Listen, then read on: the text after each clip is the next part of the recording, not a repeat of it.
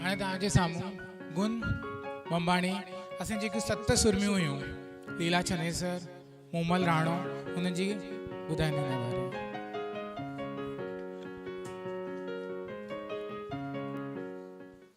Good morning, मुंहिंजो नालो बंबानी गुन आहे। मां 7 दर्जे में पढ़ंदी आहियां। मां अॼु तव्हांखे जेकी कहानी ॿुधाइण वारी आहे उन लेखक डॉक्टर श्री मोतीलाल जोतवाणी आहिनि। सिंध जी मुख्य लोक 7 कथायूं आहिनि, जंहिंमें शाह अब्दुल लतीफ़ काव्य ग्रंथ आहे। शाह जो रिसालो ते कोई सुर ते बि आधारित आहिनि, जीअं त सुहिणी मेहर, उमर मायू, लीला चनेसर, मूमल राणो।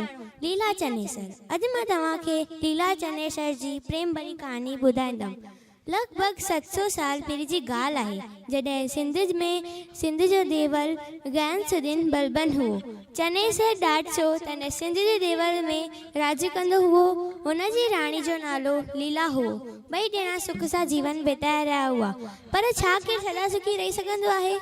उन समय सिंध जो हिकु राजा राणा राव खंदार हुओ। हुनजी धीअ कंवर याने कमल जो गुल। चनेसर जी सुंदरता ऐं उन जी वीरता जूं ॾाढियूं कहानियूं पंहिंजी राणी लीला खां ॿुधियूं हुई। हुन संकल्प कयो हुई कि उहा चनेसर खे पंहिंजो ठाहे रहंदी। कंवर हुन जी मां देवल में आयूं। वेचारी मां भला छा करे? धीअ जो ज़िद हुओ। हुन वॾे लाड प्यार सां जो पाले पोसे हुनखे वॾो कयो हुई। कंवर चनेसर जे महल में दासी ठही करे रहण लॻी। हिकु राति मौक़ो पाए करे कंवर लीला खे हिकु हार ॾिनो। हार हीरन जो हुओ।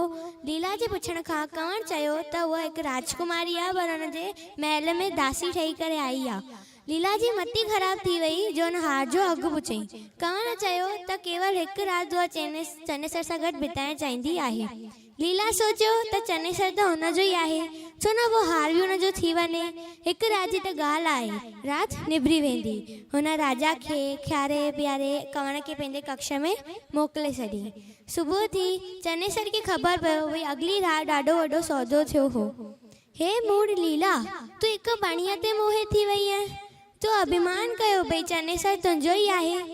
हिन तरह तो पंहिंजे हुन में ॾाढो वॾो फ़र्क़ु विझी छॾियो आहे। तुंहिंजी क़िस्मत जो पन्नो पलटी वियो आहे। तोखे जुदाई जो दाग मिलंदो, दंड मिलंदो। गुनहगार लीला ॾाढी रोई पछताई, पर चनेसर हुनजी हिकु न ॿुधई। लीला पोइ पंहिंजे माइटनि में हली वई। कंवर ऐं चनेसर गॾु रहण लॻा। कुझु सालनि खां पोइ चनेसर जी वज़ीर ज़रख़न जी शादी लीला जे कोई मिट माइट छोकिरी सां थियण वारी हुई। हुन शादीअ जे उत्सव में राजा चनेसर बि शामिल हुओ। उहो हाणे पहिरीं वांगुरु चनेसर न रहियो हो। ॾींहं राति लीला खे यादि कंदो हुओ, ॾाढो पछताईंदो हुओ। कंवर जे वासना भरे प्रेम सां ॾाढो तंग अची वियो हो।